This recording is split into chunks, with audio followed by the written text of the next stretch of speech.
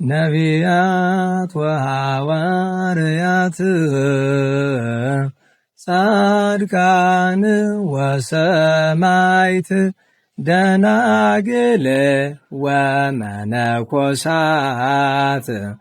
አይሩግ ወሕፃናት ገዳማውያን ወሊቃውንት ሰአሉ ለነ ኩልክሙ ቅድመ መንበሩ ለጸባኦት። በስመ አብ ወወልድ ወመንፈስ ቅዱስ አሐዱ አምላክ አሜን። መጋቢት 11 ቀን የሚከበሩ የቅዱሳን በዓላት። አባ አሌፍ ጻድቁ ገድላቸውን የፈጸሙት በኢትዮጵያ ቢሆንም ሀገረ ሙላዳቸው የጥንቱ የሮም ግዛት የሆነችው ታናሽ እስያ ናት።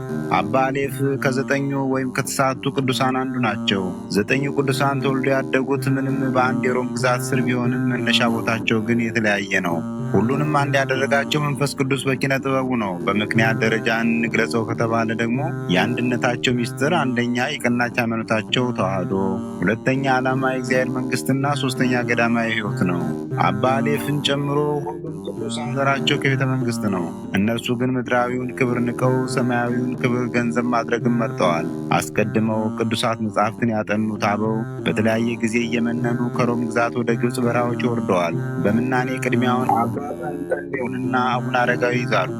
ዘመኑ የተዋህዶ አማኞች የሚሰደዱበት 5ኛው ክፍለ ዘመን ነበርና እምነትን ላለመለወጥ 9 ቅዱሳን ስደትን መረጡ።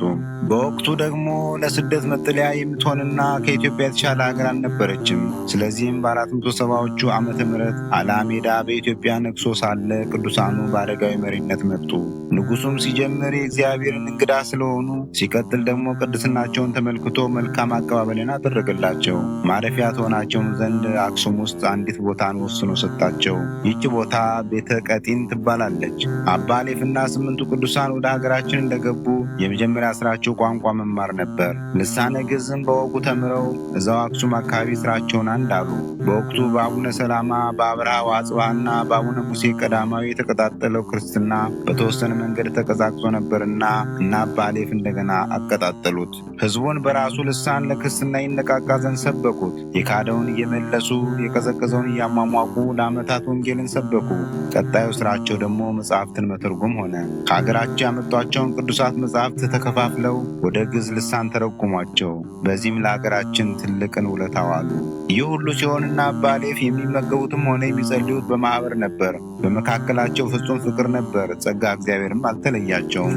ይህን አባ አሌፍ ቀጣዩ ተግባራቸው ደግሞ ገዳማዊ ሕይወትን ማስፋፋት ሆነ። ይህንን ለማድረግ ግን የግድ መለያየት አስፈለጋቸው። እያንዳንዱ መንፈስ ቅዱስ ወደ መራው ቦታ ሄደ። ቀንጠሊዮን በጾማዕት፣ ገሪማ በመድራ፣ ሊቃኖስ በቆናጽል፣ አረጋዊ በዳሞ፣ ጽማ በጸዲያ፣ ሌሎችም በሌላ ቦታ ገዳማትን መሰረቱ። አባይ ማታ ደግሞ በመንፈስ ቅዱስ መሪነት ምርጫቸው ገራልታ እዛው ትግራይ ሆነ። አባ አሌፍ የተወለዱት አውሎግሶንና አትናሲያ ከተባሉ ደጋግ ወላጆች ቂሳሪያ ውስጥ በ5ኛው ክፍለ ዘመን ነው። ጻድቁ በሕፃንነታቸው ወደ አባ እንጦንስ ገዳም ገብተው ከዓመታት ተጋድሎ በኋላ ከ8ቱ ጓደኞቻቸው ጋር ወደ ኢትዮጵያ የመጡ ሲሆን ከ9 ቅዱሳን አንዱ ናቸው።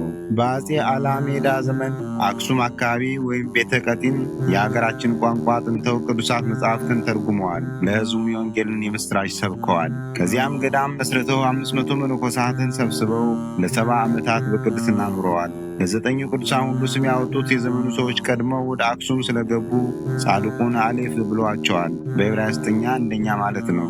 ጻድቁ ከፈጣሪያቸው የምሕረት ቃል ኪዳን ተቀብለው በዚች ቀን አርፈዋል። አምላከ አበው ቅዱሳን በምልጃቸው ይማረን፣ ከበረከታቸውም ይክፈለን። መጋቢት 11 ቀን የሚከበሩ ዓመታዊ ቅዱሳን በዓላት። አባ አሌፍ ጻድቅ ከ9 ቅዱሳን፣ ቅዱስ ቴዎቄጤኖስ ሰማዕት፣ ቅዱስ ባሲሊዮስ ጳጳስና ሰማዕት፣ አባ ኤፍሬም ሰማዕት፣ አባ ኤልያስ ሰማዕት። በዚህ ዕለት የሚከበሩ ወርሃዊ ቅዱሳን በዓላት። ቅዱስ ያሬድ ካህን፣ ቅዱስ ፋሲለደስ ሰማዕት፣ ብፁዓን ኢያቄምና ሐና፣ አቡነ ሐራ ድንግል ጻድቅ፣ ማር ገላውዴዎስ ሰማዕት። ቅዱሳኑን የሚመለከት ከመጽሐፍ ቅዱስ የተወሰደ ጥቅስ አንደኛ ቆሮንቶስ ምዕራፍ 6 ከ1-3 ከእናንተ አንዱ ከባልንጀራው ጋር ሙግት ቢኖረው በቅዱሳን ፊት በመፍረድ ፈንታ በአመፀኞች ፊት ሊፈርድ ይደፍራልን? ቅዱሳን በዓለም ላይ እንዲፈርዱ አታውቁምን? የትዳር ጉዳይ ይቅርና በመላእክት እንኳን እንድንፈርድ አታውቁምን? ወስብሐት ለእግዚአብሔር ወለወላዲቱ ድንግል ወለመስቀሉ ክቡር አሜን። ዘአቅረብኩ አላፍ ቅዱሳንን አዘክሬ ምስጋናን አቀረብሁልህ። እኒህ ቅዱሳን ዘወትር አንተን ያገለገሉ ናቸው። በድህነቴ የማነብልን መጽሐፍ ምስጋና ተቀበል። አንተ ብዙ ባለጠጎች ካገቡት ይልቅ የድሃዋን መበለት ስጦታን ተቀብላለና። ቅዱሳን የሆናችሁ ነቢያት፣ ለማስተማር የተመረጣችሁ ሐዋርያት፣ ሰማዕታት፣ ጻድቃን፣ ትጉሃን የሆናችሁ መላእክት፣ እናንተም ደናግል ቸር የሆናችሁ መነኮሳት ይህችን ጉባኤ አንድነታችን መባረክን ባርኩ። ስትባርኩም ከሕፃናቱ ጀምራችሁ እስከ ሽማግሌው ድረስ ይሁን።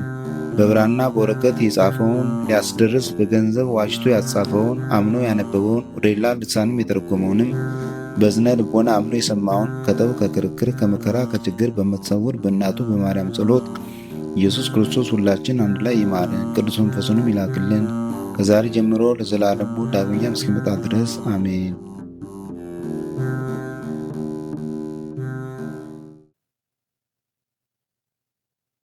ነቢያት ወሐዋርያት ጻድቃን ወሰማዕት ደናግል ወመነኮሳት አይሩግ ወሕፃናት ገዳማውያን ወሊቃውንት ሰአሉ ለነ ኰልክሙ ቅድመ መንበሩ ለጸባኦት